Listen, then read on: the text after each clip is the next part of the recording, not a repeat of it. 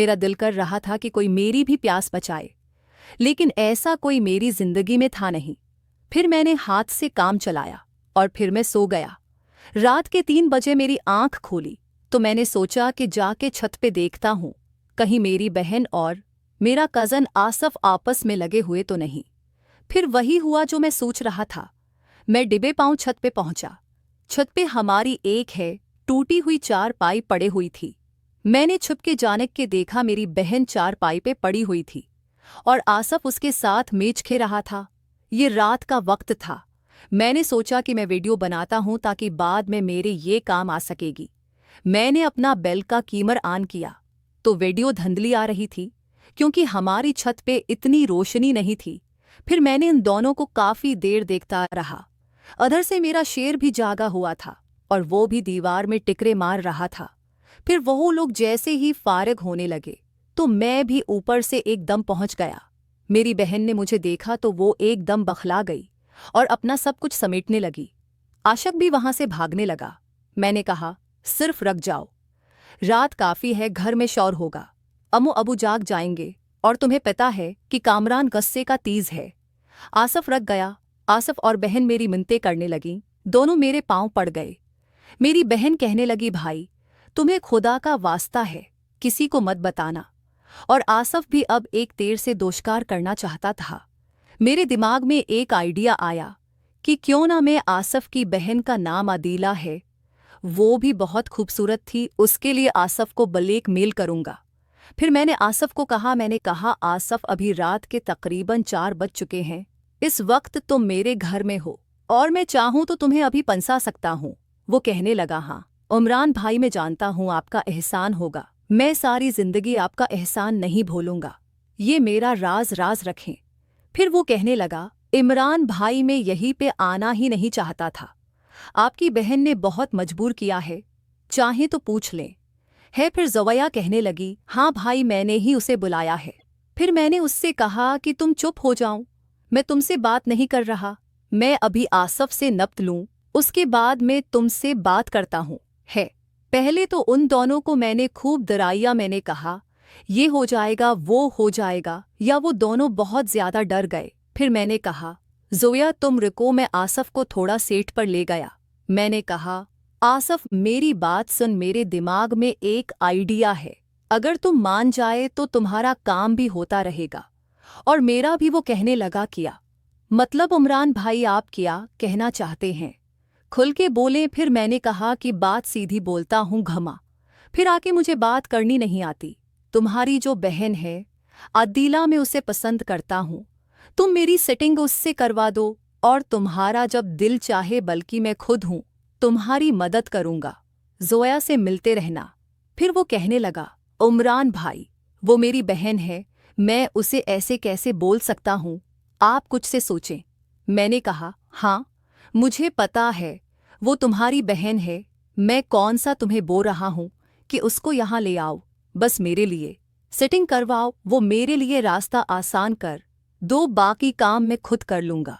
उसने कहा, उमरान भाई आप ये काम मुझे न बोले।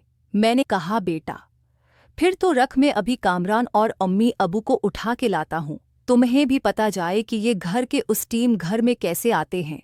वो पहले बहुत डरा हुआ था, फिर वो मान गया, कहने लगा, अच्छा अच्छा ठीक है उमरान भाई, मुझे एक दिन सोचने का वक्त दें, मैं खुद आपको बताऊंगा। मेरे पास भी उसके अलावा कोई ऑप्शन नहीं था। मैं अब उन दोनों को पकड़वा तो नहीं सकता था क्योंकि ज़ोया के साथ मैंने भी करने थे और ये बहुत अच्छा टीम था जिसका मैंने फ़ायदा भी उठाया। उसने हामी भर ली और वो अपनी बहन के साथ मेरा रिश्ता हमवार करेगा। फिर मैंने ज़ोया हमवार करेगा को कहा कि उसको नीचे छोड़ के जल्दी ऊपर आओ, मैं तुम्हारा इंतज़ार कर रहा हूँ। हाँ गेट आराम से खोलना, कहीं अबू जाग न जाए। फिर ज़ोया चले गई असफ को नीचे छोड़ने और फिर मैं ऊपर उसका इंतज़ार करने लगा। मैं सोच रहा था कि अब ज़ोया वापस आएगी और मैं उसी चारपाई पे उसकी लूँगा। अब मैं तरीका सोच रहा था कि किस तरीके से करूँ। मुझे खड़े हुए 10 मिनट गुजर गए थे, ज़ोया अभी तक नहीं आई थी। मैं परेशान हुआ कि ज़ोया क्यों नहीं आई। मैंने कहा, अच्छा 10 मिनट मज़ीद इंतज़ार करता हूँ, क्योंकि वह घबराई हुई थी। शेत रिलैक्स होने के लिए नीचे बैठ गई है, लेकिन मैं आधा हूं। घंटा खड़ा रहा, वो नहीं आई। मैं समझ गया था कि जोया ने मेरे साथ गेम की है। वो आएगी भी नहीं। मुझे शदीद गुस्सा आ रहा था। जोया, ये पहले तो मैंने सोचा कि जागो उसको उसके कमरे से लाता हूं। फिर मैंने ये सोचा कि रात काफ़ी है, कहीं अम्मी अबू ना उठ जाएं। आज मेरा काम होते होते रह गया, जिसका मुझे बेहद अफसोस था। फिर मैं अपने कमरे में वापस आया और आके मैं सो गया। मुझे नींद नहीं आई काफ़ी देर। मेरे दिमाग में ये सोचें चलती रही कि काश इस वक्त में जोया को नीचे जाने ही न देता, तो आज मैं भी आसफ की तरह सुकून ले चुका होता। खैर, अब तो मैं उसी तलाश में था कि जोया के पीछे कब तक वो बैठती हैं मेरे हाथ से। एक ने एक दिन तो आएगी। आज सुबह मेरी आंख कुछ देर से खोली, क्योंकि रात को मैं बहुत देर से सोया था।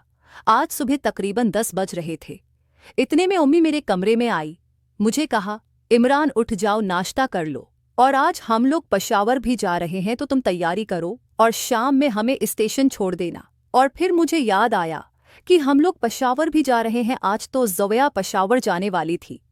रात कितना अच्छा मौका मेरे हाथ से निकल गया। फिर मैं और भी पछताने लगा, लेकिन क्या करता, उसके अलावा मेरे पास कोई चारा भी नहीं था। फिर मैंने कहा, उम्मी अभी अबू आप निकले, नाश्ता लगाएं, मैं मुंह धोकर आता हूँ।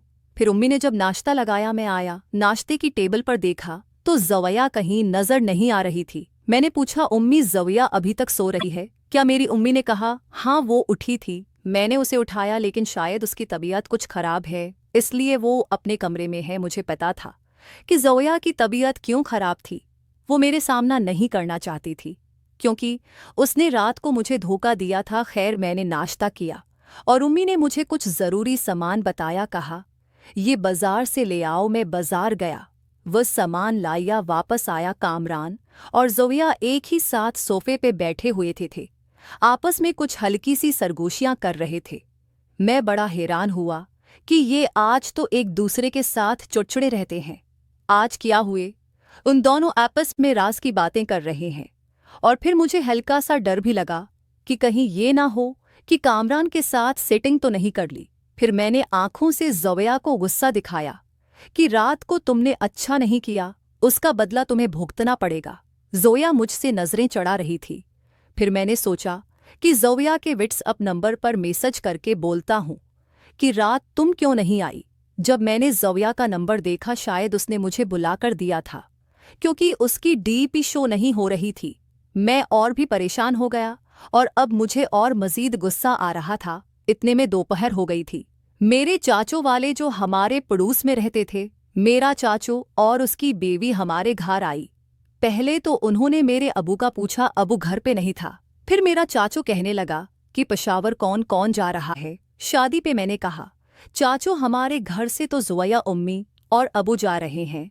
फिर वो कहने लगा, अच्छा ठीक है, आसफ और अदिला को भी साथ लेते जाना। मैं बड़ा हैरान हुआ। मैंने सोचा, आसफ और जोया है शादी पे। मैंने कहा, चाचो हमारे घर से तो जोया, उम्मी और अबू जा रहे हैं।